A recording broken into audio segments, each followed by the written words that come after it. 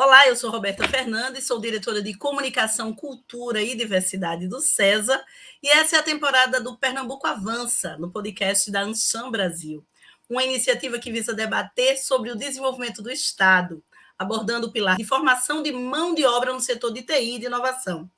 Convido para bater um papo comigo hoje a Renata Guzmão, que é líder de mudança social na ThoughtWorks. Super obrigada pela sua presença, Renata. Obrigada. Antes de tudo, agradecer pelo convite.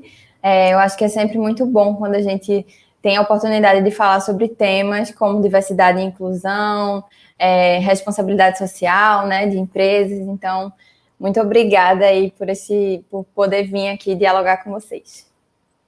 Prazer nosso, meu e da Anshan.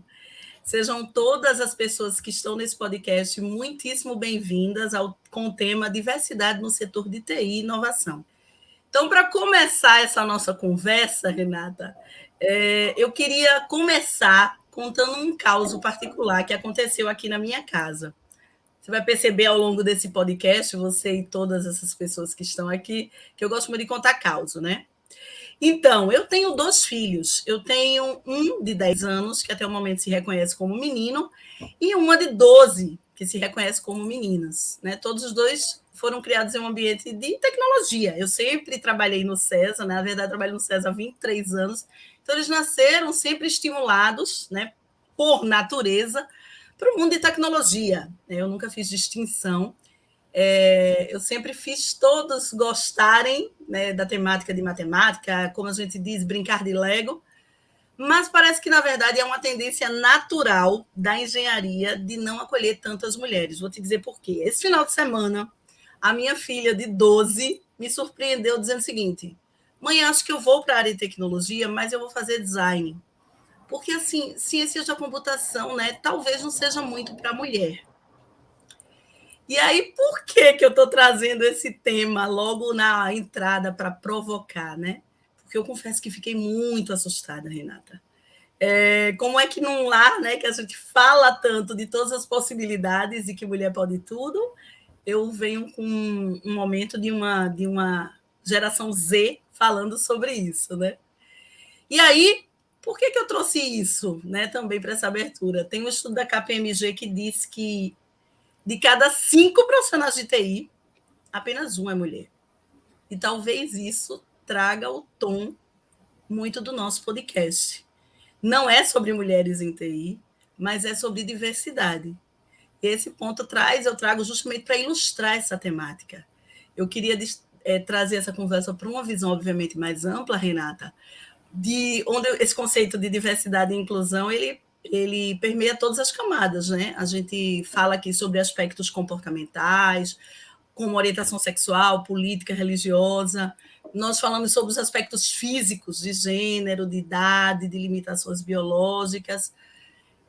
Mas em TI, essa história das mulheres em tecnologia, né? A gente sempre ouve falar muito. Aí eu começo compartilhando contigo essa minha dor, né?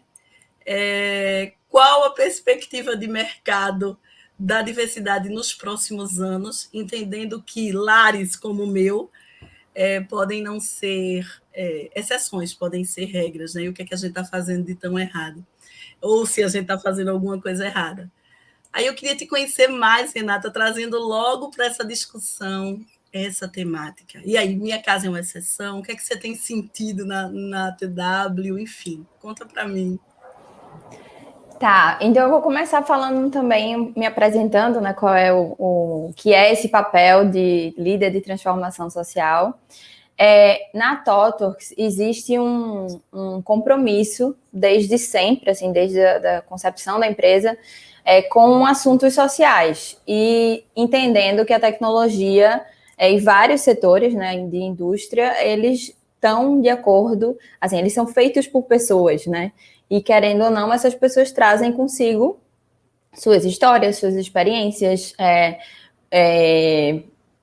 suas crenças, né? Tudo isso, ela vem para dentro da empresa, vem para dentro de como a gente pensa a solução tecnológica. E isso, ao longo do tempo, veio muito de um compromisso da empresa, mas que eu tenho visto que a cada ano ele tem sido um compromisso compartilhado. Então, eu tenho visto cada vez mais empresas buscando entender melhor o que é diversidade e inclusão. E aí, voltando para o que eu faço em si, a gente tem uma lente do negócio. Então, a TOTOX, ela tem a missão de produzir impacto extraordinário no mundo através da sua cultura e excelência técnica. E uma das lentes que a gente utiliza é a lente de transformação social, que é a área onde a gente olha para a parte de diversidade, equidade e inclusão e para os projetos de impacto social que a gente tem. Então, é uma área que ela é muito focada em pessoas, assim, seja porque é importante do ponto de vista de cultura, né? A gente tem uma cultura que, de fato, valoriza a diversidade, porque, de fato, não adianta só a gente trazer as pessoas e não valorizar o que elas têm a trazer de novas perspectivas. E também é uma área que tem muito a ver com tecnologia, porque a gente entende que existe muitas discussões hoje sobre o que é o papel da tecnologia na sociedade e tem pontos de vista sobre essas discussões. Então, por exemplo, a questão do qual é o papel ético da tecnologia, né? Como é que a gente olha para a questão de privacidade de dados. Tudo isso também são questões sociais importantes da gente estar olhando. Eu, particularmente, venho da área de tecnologia, então sou formada em ciência da computação. E hoje, quer dizer, uns 3 anos atrás, eu vim para esse papel de líder de transformação social, que acaba sendo essa interseção entre a área de tecnologia e questões sociais, que a gente vê que, assim, quando tem no manifesto de Ágil, a gente tem uma frase inicial que é assim, pessoas antes de processos.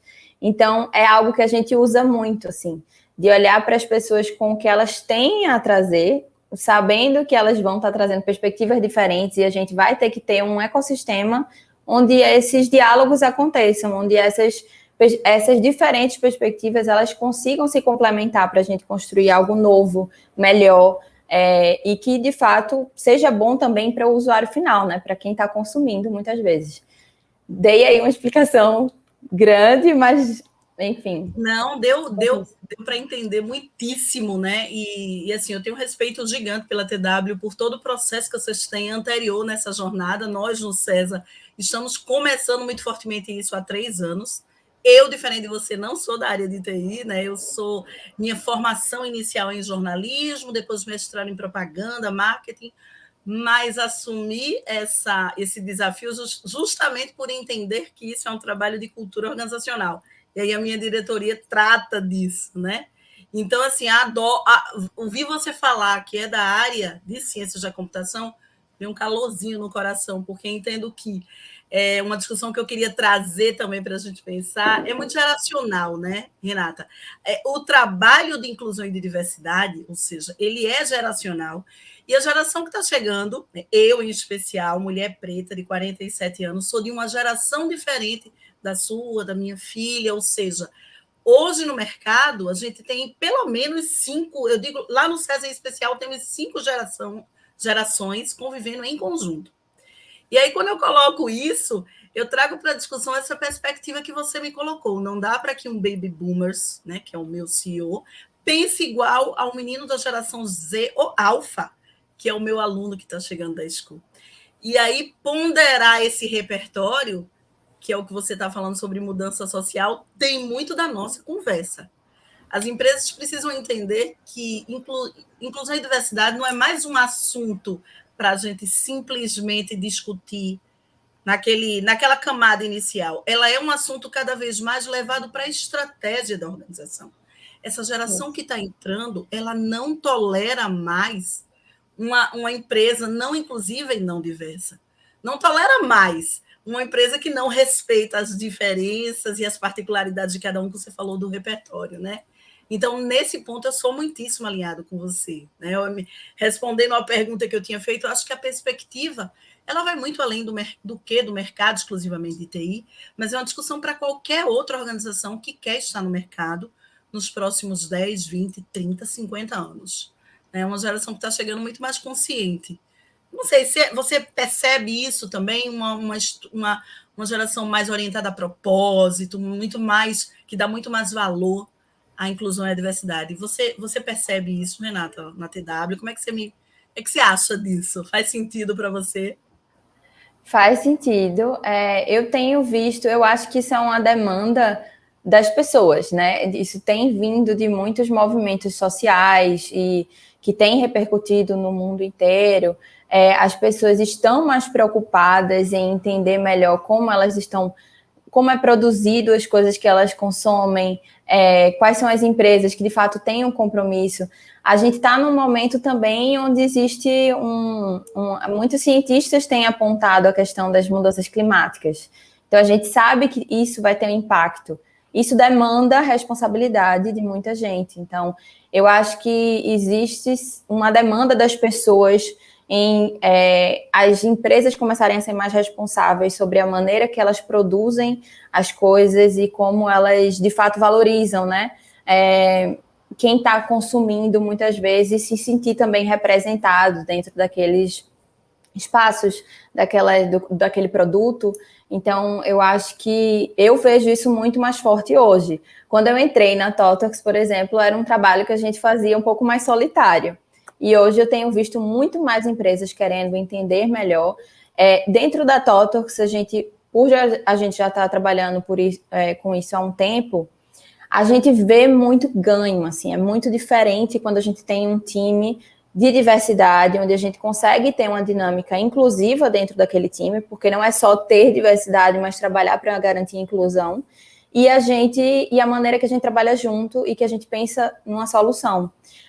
Então, de fato, muda a qualidade do que a gente entrega quando a gente tem times de diversidade, e é um feedback que a gente recebe muito das pessoas, assim, o quanto a gente trabalhar junto com pessoas que têm perspectivas muito diferentes da gente também nos enriquece como pessoas. Então, é por isso que toca muito a questão da cultura, né? Porque a gente começa a aprender e a demandar mais mudanças para que a gente consiga ir justamente quebrando algumas desses status quo que a gente tem dentro de empresas e também dentro da área de tecnologia, né? Tinha a ver com a segunda pergunta que eu ia te fazer, que era por que as empresas precisam pensar em diversidade e em inclusão nos seus negócios. Eu, de fato, acredito, minha opinião mesmo, que uma empresa mais diversa tem todos esses ganhos, né, que você colocou. Ela sempre vai tomar as melhores decisões. Por quê? Porque essas decisões passam por diferenças de repertórios, diferenças de pensamentos. Então, por exemplo, vou dar meu exemplo. Na diretoria do CESA, somos 7 diretores, né? 2 mulheres e eu, mulher preta. O olhar de ter um squad dentro do CESA, trabalhando as pessoas negras, né? Em especial um squad que toca isso com os outros 1.100 colaboradores que a gente tem hoje, faz toda a diferença porque eu sou preta, então eu posso puxar essa discussão. E aí a pergunta para você é por que você acha que é importante se iniciar essa jornada de inclusão e diversidade nas empresas? E aí vamos estender essa conversa não só para o mercado de TI e inovação, né? Mas de uma forma ampla. O que você acha? Eu acho que é algo que a gente tem que fazer para ontem, sabe? É como se fosse uma coisa urgente de acontecer, um movimento que tem que acontecer. A gente tem, historicamente, narrativas que elas são quase que a regra, né? A gente ouve muito as mesmas histórias, desde quando a gente está no colégio aprendendo a história do Brasil, a gente aprende uma narrativa única que muitas vezes não traz a pluralidade dos fatos, assim, né? A gente ouve pouco as histórias de que muitas vezes foram histórias de resistência de outros povos. Então, eu acho que quando a gente vai trazendo esses movimentos para dentro dos lugares, das instituições, das organizações, a gente aprende que, assim, a diversidade, ela está aí, ela existe. Não é uma coisa que a gente está construindo dentro de uma empresa. A gente está incluindo essa diversidade dentro do nosso trabalho. Então, quando a gente começa a ter esses ambientes, a gente tem uma pluralidade de vozes, né, de perspectivas. A gente tem pessoas que vão estar trazendo, nos provocando de formas que às vezes a gente não precisou se preocupar. Então, assim, até num uma perspectiva e uma experiência pessoal. Eu sou uma mulher branca, tenho classe média, né? Então eu tive todo esse acesso ao básico e ao necessário, então educação de qualidade e tudo isso. E eu não precisei me preocupar com algumas coisas durante a minha vida, que muitas vezes são preocupações da maioria dos brasileiros, né? Muitas vezes eles já têm que estar se preocupando com a questão da mobilidade urbana, com o transporte para chegar no trabalho, com a questão da saúde. E aí, quando eu fui aprendendo, inclusive através da TOTWORKS, eu penso que, assim, a cada ano que eu trabalhei, eu mudei um pouco, sabe? Eu aprendi mais, eu me vi como outra pessoa também. E isso foi muito trabalhando junto com pessoas que me trouxeram essas perspectivas. Então, acho que a gente amplia a nossa cabeça, a nossa forma de pensar, e isso nos ajuda em tudo, assim, como a gente, inclusive, pensa, como é que a gente precisa, como é que a gente, às vezes, pensando uma solução para um problema, aquela solução, de fato, vai servir para as pessoas que vão ser o usuário final, né? Como é que a gente, inclusive, considera pessoas com deficiência nesse processo, né? Um exemplo muito da área de tecnologia é a gente incluir boas práticas de acessibilidade. Isso não é uma coisa que é comum, a gente não vê vários sites tendo isso. Então, a gente hoje está vendo, inclusive, eventos online com intérpretes de Libras. Isso já mostra que está acontecendo uma movimentação, né? Então, eu acho que tem um pouco a ver também com a internet, obviamente, assim, a gente tem visto essas movimentações, essas cobranças vindo muito das pessoas, mas eu acho que tem também um outro momento que a gente está agora, que é necessário que isso aconteça. O que você traz é justamente que o aumento do debate nessas pautas de racismo, de presença de mulheres, de inclusão de PCD, do LGBTQI+, ela fez com que o olhar fosse ampliado, né? Ou seja, hoje a gente entende a importância de colocar a lupa em certas dores. Vou trazer mais uma vez o exemplo do caso do César, que é uma jornada mais nova. Acho muito legal a gente ter você da TW e eu do César, porque são empresas que estão em fases diferentes da jornada.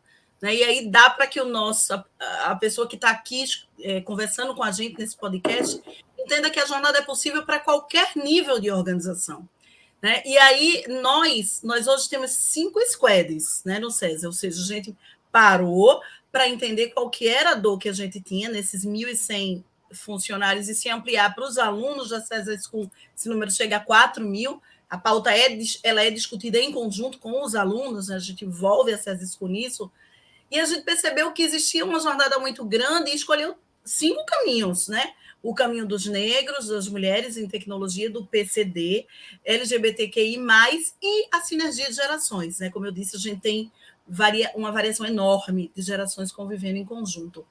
Mas, quando a gente começou a olhar para cada uma delas, a gente viu diferentes abismos absurdos sociais. Você está falando aí sobre lugar de fala.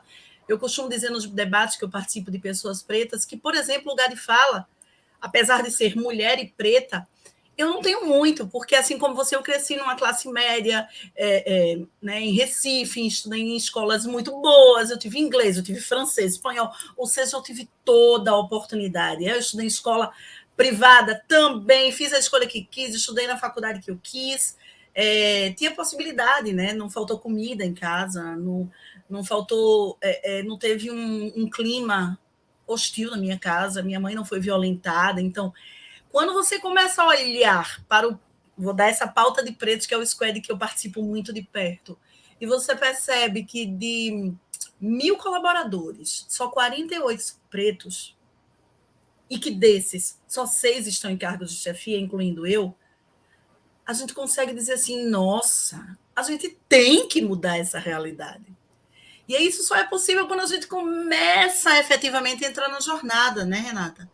E aí eu tenho um olhar muito generoso por vocês da TW que conseguiram vir antes da gente e já botar essa lupa e já enxergar.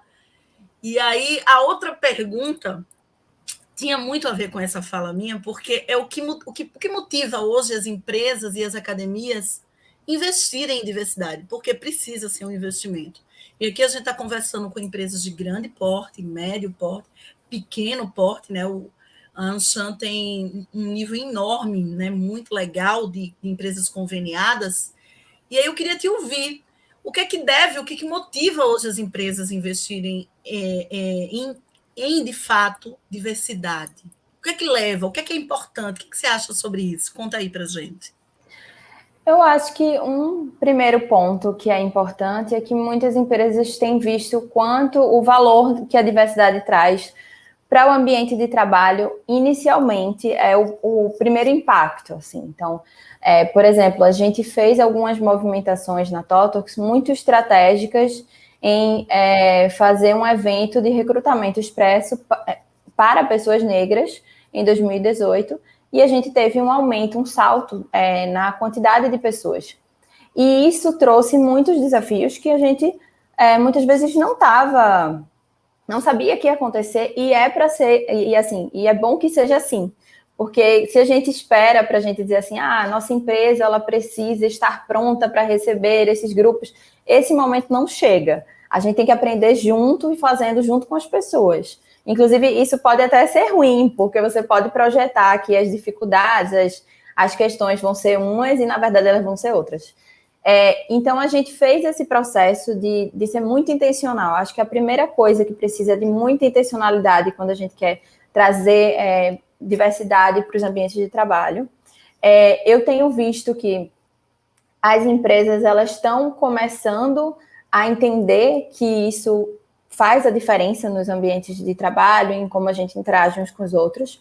A segunda coisa, eu acho que tem a ver, sim, com essa demanda popular, assim, de maneira geral, que tem demandado de empresas que se importem. Então, por exemplo, as medidas de ESG, que hoje muitas empresas estão falando sobre isso, estão coletando dados de quais são as responsabilidades de uma empresa em um momento que a gente precisa que todos nos tornemos de alguma maneira preocupados, né, tanto com a questão climática quanto com a questão da desigualdade. E aqui eu acho que no Brasil especificamente, inevitavelmente a gente está falando da questão racial. E acho que foi um pouco essa a jornada da Totox, assim. Quando a gente chegou no Brasil, a gente era uma empresa que só tinha pessoas brancas e falava inglês, porque nossos clientes eram de fora, o que tornava uma empresa que não parecia nem que estava no Brasil. E a partir de um tempo, a gente trabalhou muito a questão de gênero, mas sabendo que gênero só por si só não é suficiente, porque a gente só vai estar falando de mulheres brancas que tiveram acesso a tudo.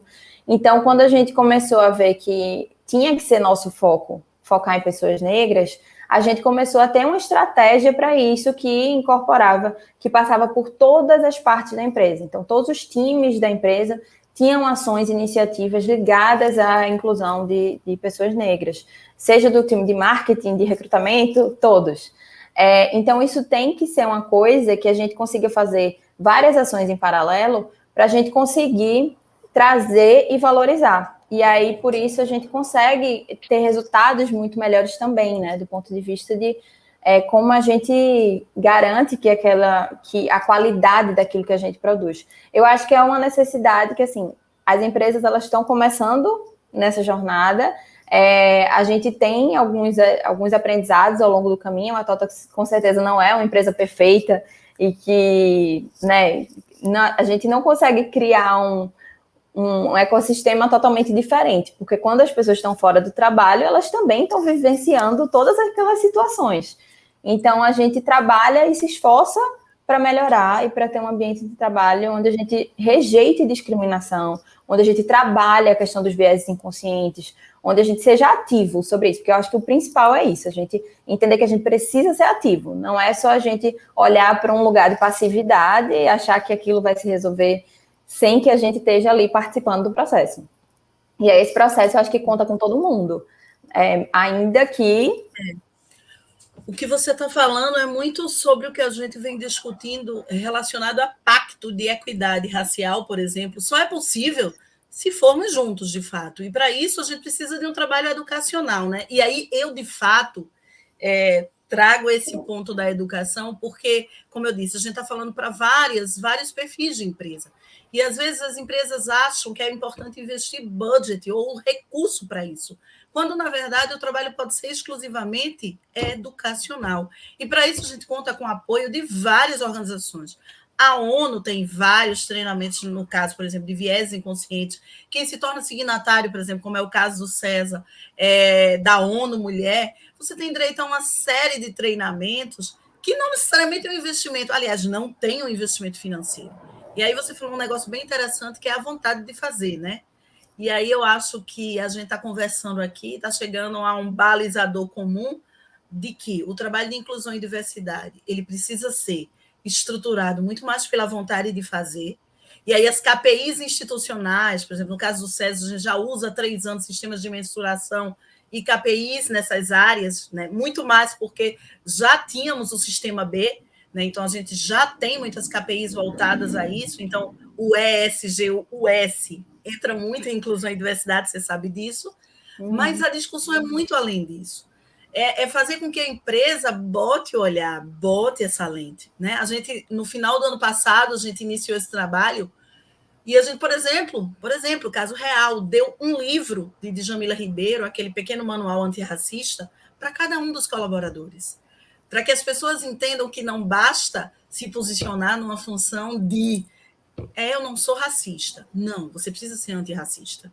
O César não tolera e em não tolerando, como estamos num ambiente maciçamento branco, hétero e cis, não só o caso do César, mas é o caso das empresas de tecnologia e inovação de uma maneira geral, e ok, é a realidade que a gente tem e precisa trabalhar hoje, mas é um trabalho necessário, e é um trabalho puramente educacional, porque a próxima discussão é assim, sabe? A gente hoje tem no setor de TI e inovação um problema gravíssimo de mão de obra escassa, né, Renata? A gente tem muitas vagas em aberto. Mas como é que esse cenário pode ser melhorado ao se pensar em diversidade nas empresas? É um desafio enorme. Né? Outro dia, discutindo com minha diretora de capital humano, de gente, ela falou assim, mas não tem, assim, se chegar o contrato, eu tenho 200 vagas em aberto hoje. Veja, a discussão não pode ser se chegar, porque assim como a TW, todos os clientes do César, ou pelo menos 98% deles, é em inglês. E aí eu boto lá no meu recrutamento que eu só pego pessoas em inglês. Não vai chegar, galera. Pobre não fala inglês. Negro não fala inglês. O Brasil é o país mais desigual do mundo. É uma discussão de desigualdade. Então, é uma discussão de racismo estrutural, onde, de fato, equidade, o negro não teve a mesma oportunidade. Então, na escola pública não se estuda inglês. Por isso que eu falo que eu não tenho lugar de fala, né? Mesmo sendo negra, porque eu tive a oportunidade de inglês, mas quem não tem? E aí eu queria que ouvir sobre isso. Como é que vocês estão fazendo com esse desafio de, sei lá, 200, 300, 400 vagas em aberto e, mesmo assim, alinhar a pauta de inclusão e diversidade, né? A gente aprendeu muito de acordo com as dificuldades que aconteceram no meio do caminho. Então, assim, esse tem um ponto que tu falou que é muito importante, que é essas barreiras que às vezes a gente vai criando nos processos de entrada de pessoas e que elas aparentemente não parecem ser discriminatórias, mas na prática elas são. Então, se a gente bota uma barreira de inglês, muitas vezes o negócio ele tem essa necessidade de ter o inglês, de ter pessoas falando inglês. E a gente olha para a população, 95% dos brasileiros não falam inglês. Então, inevitavelmente, existe uma barreira sendo criada. E desses 95%, a maioria são pessoas negras, né? Porque são também as pessoas que muitas vezes estão excluídas socialmente desses processos.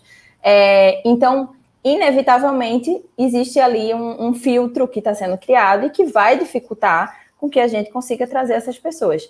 Eu acho que outro ponto muito importante é que, no contexto do Brasil, diversidade e inclusão está colado com desigualdade.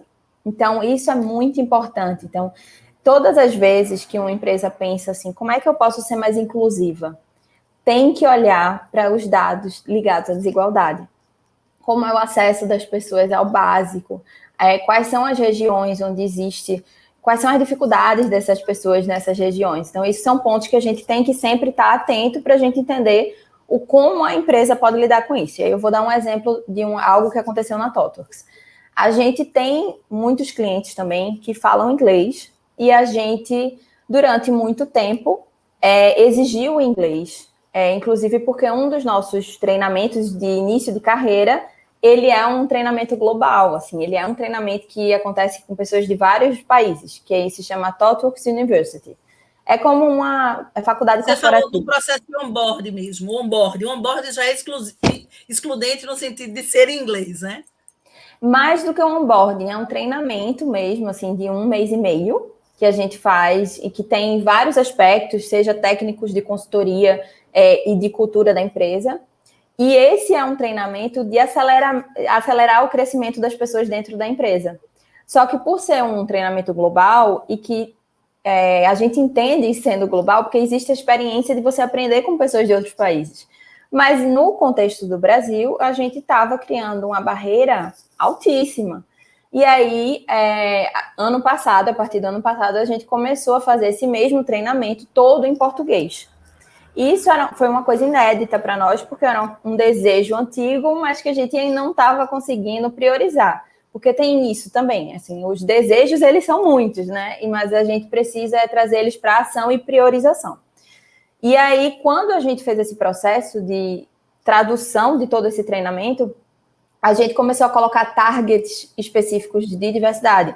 Então, todas as turmas sendo formadas são de 100% pessoas negras, e quem forma essas turmas nesse treinamento também são pessoas negras. Então, isso atua em duas questões: em trazer diversidade, em também crescer a jornada, né, o crescimento de pessoas que estão dentro da ThoughtWorks, porque quem treina também faz parte de um processo de liderança, de formação de liderança. Então, a gente consegue aumentar a quantidade de lideranças negras, enquanto a gente também aumenta a quantidade de pessoas negras dentro da empresa. E a gente tem conseguido, até agora, a gente aumentou. O número pode não parecer muita coisa, mas historicamente, quando a gente investe muito em algumas ações de diversidade, a gente consegue aumentar mais ou menos 4% daquela população. E a gente já começou a aumentar 3% esse ano. Então, já é aí um resultado muito importante. E hoje a gente tem 36% de pessoas negras dentro da ThoughtWorks, Brasil. Excelente. Muito bom o número. Esse é o desafio da gente, mulheres. Hoje, o número de mulheres, de presença de mulheres no SES, em especial, gira em torno de 35% sempre. A gente aumenta o número, mas esse número não aumenta. Eu penso exatamente igual a você, sabe? Eu acho que se a gente não priorizar a análise, você colocar dentro desse viés e tentar entender qual é o processo que você está adotando, se ele é inclusivo, se ele não é, se ele por si só já é excludente. Adaptar, por exemplo, a forma de você divulgar uma vaga, né? E aí saindo exclusivamente da pauta de pretos, mas, por exemplo, LGBTQI+, que é um outro desafio que a gente tem.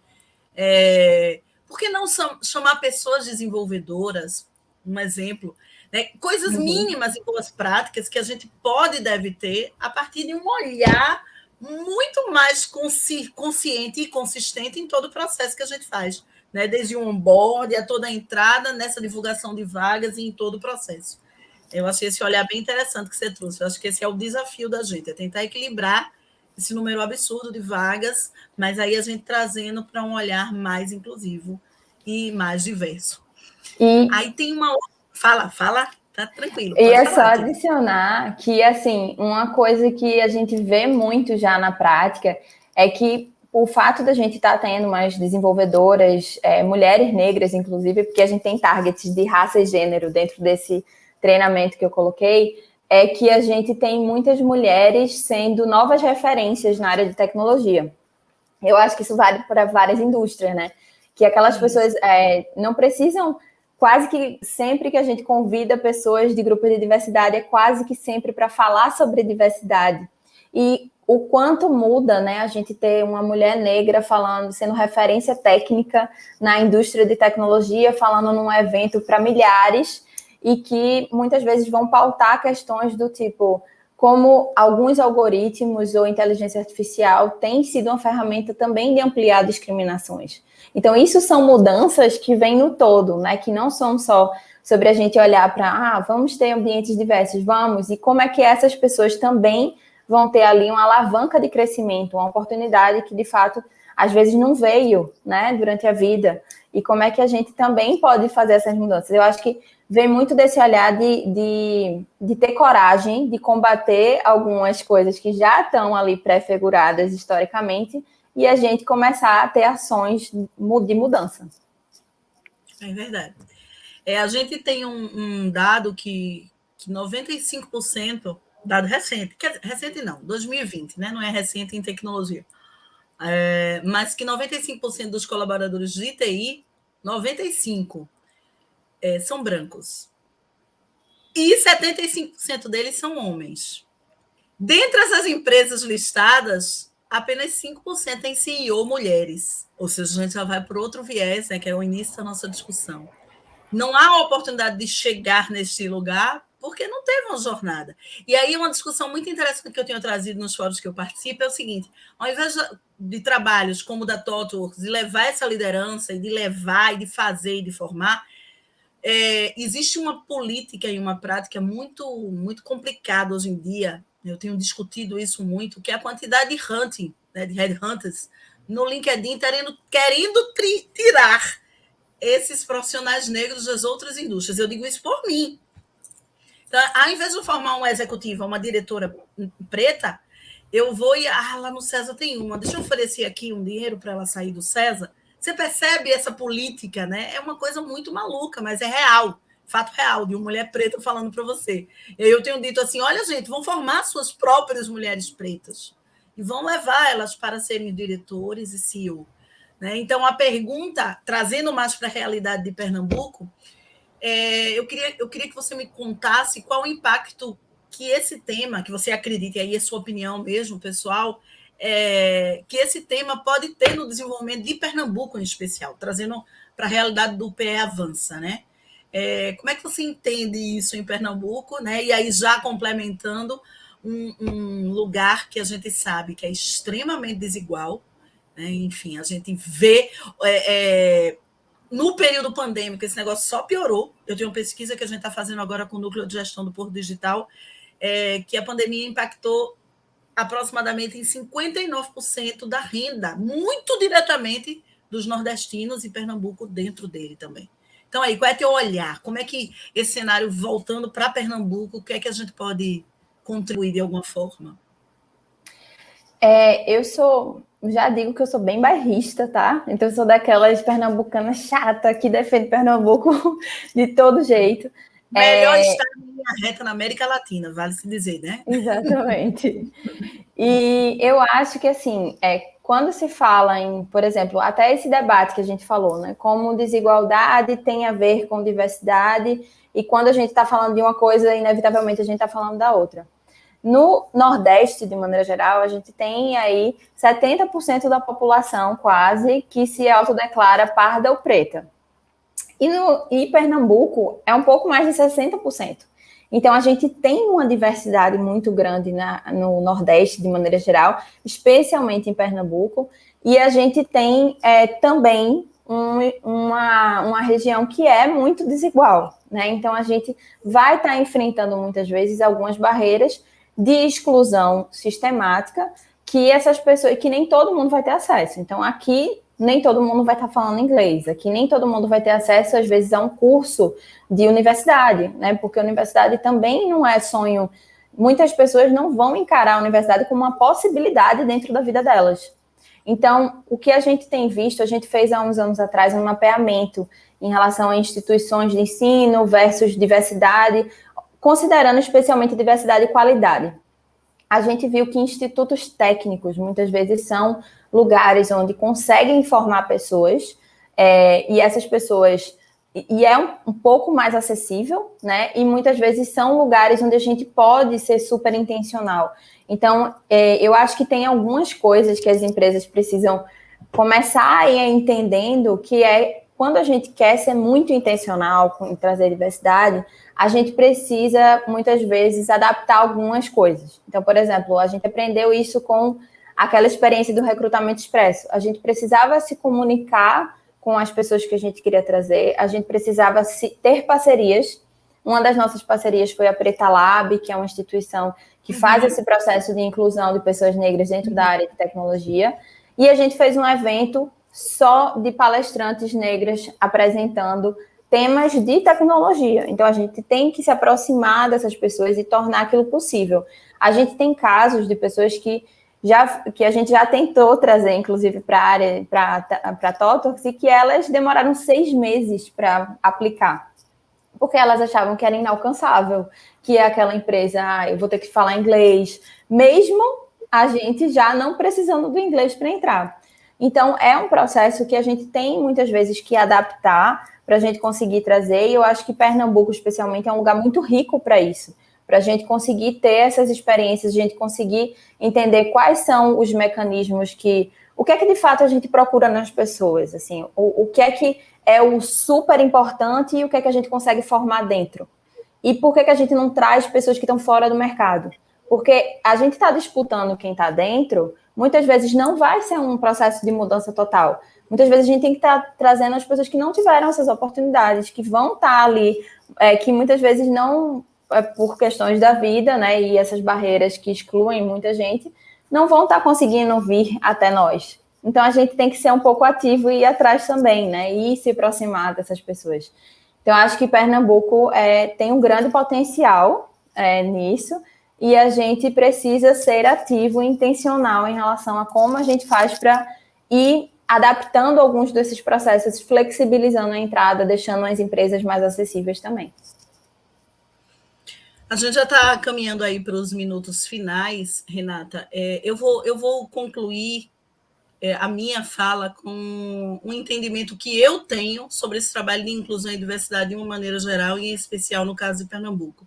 Eu acho que sim, a gente precisa se ajudar muito e entender que há um movimento no Estado de algumas empresas puxando mais para essa jornada de inclusão e diversidade. Acho que a gente precisa se unir mais. E assim como você, eu acho que o caminho é sempre educacional. E aí, educacional em duas formas. Educacional em preparar o meu colaborador para esse ambiente mais inclusivo e diverso, partindo do pressuposto que a maior parte deles não viveu essa realidade que a gente está falando. Então, não adianta eu trazer para dentro do CESA uma mulher preta, uma mulher trans, quando, na verdade, é um PCD, que é uma coluna grande nossa, quando, na verdade, a maior parte dos nossos colaboradores não sabem lidar com isso. Então, é um processo educacional do meu time, ou dos nossos times, e um processo educacional para fazer com que essas pessoas cheguem na jornada de recrutamento. A gente tem feito isso lá no CESA, eu tenho bolsas, minha diretoria oferece bolsas exclusivas para pretos e, na verdade, para minorias, que a gente chama de maiorias minorizadas, né? Na maior parte das vezes, às vezes são maioria, como você falou, 70%, mas são minorizadas.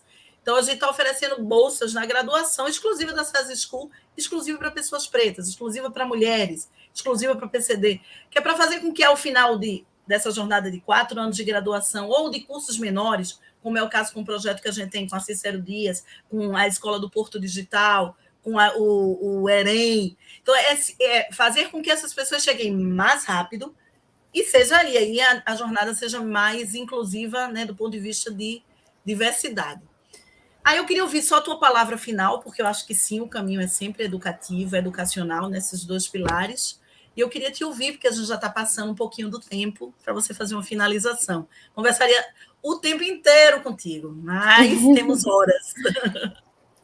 E eu concordo, eu acho que o processo ele é educacional. Na nossa experiência, sempre começou assim.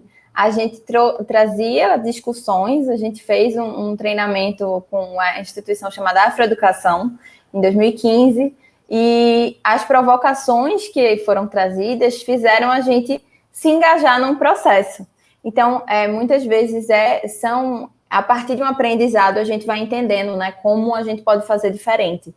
E eu acho que sempre perpassa a educação, tanto que dentro da TOTWORKS a gente tem um processo de onboarding só da área de diversidade, equidade e inclusão, justamente apresentando esses assuntos para as pessoas, né? E até tem um livro que a gente dá de presente assim, para as pessoas que eu acho que vai contando um pouco dessa história, que se chama o Veias Abertas da América Latina, do Eduardo Galeano, que ele conta um pouco da história do Brasil, da América Latina nesses processos. Então, uma contextualização importante também. E concordo contigo, assim, acho que a educação é o que transforma as pessoas, né? E a gente consegue ir transformando o resto das coisas a partir delas.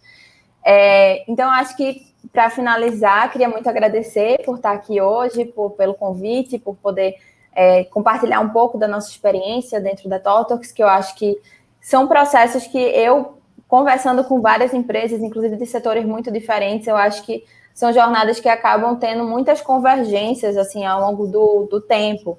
E muitas empresas acabam contando até histórias para a gente que são muito parecidas, sabe? Claro que vai depender do contexto da indústria, isso sempre tem a questão da contextualização dos desafios de cada empresa, mas muito desse processo, eu acho que compartilhar esses aprendizados ajuda muito a ter um norte, a ter uma espécie de entender alguns pontos que são importantes e agora posso desenhar algo para a empresa que eu trabalho. E é um processo que precisa muito das pessoas, assim. Então, por isso que a educação acaba tendo essa função importante, né? Então é isso. Muito obrigada por estar aqui hoje e muito prazer em te conhecer mesmo. Prazerzão. Eu agradeço em meu nome, em nome da Anshan. É um prazer enorme estar aqui discutindo em Pernambuco temas de inclusão e diversidade. Durante muitos anos a gente precisou sair do estado para conversar sobre isso. Então, ter essa jornada e essa trilha dentro de O Pernambuco Avança diz muito sobre o quão importante é esse pilar. Né? É isso. Agradeço muitíssimo a Anshan também pelo convite.